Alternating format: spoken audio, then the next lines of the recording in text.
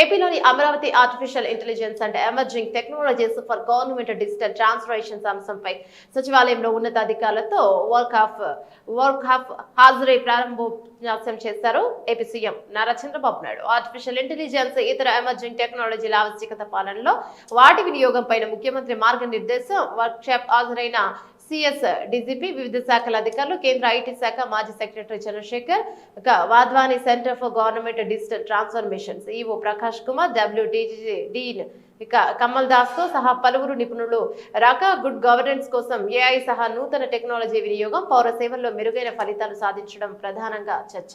గ్రామ స్థాయి నుంచి రాష్ట్ర స్థాయి వరకు పౌర సేవల్లో టెక్నాలజీ వాడకం, ప్రస్తుతం అనుసరిస్తున్న విధానాలు చర్చించే వచ్చే ఫలితాలపై కేఆర్ స్టడీస్ పరిశీలన. ఏ విభాగాల్లో ఎటువంటి సాంకేతికతను వినియోగించుకోవచ్చు, ప్రస్తుతం ఉన్న సమాచారం ఆధారంగా సేవలు ఎలా విస్తృత పరచవచ్చు అనే దానిపై ప్రెజెంటేషన్.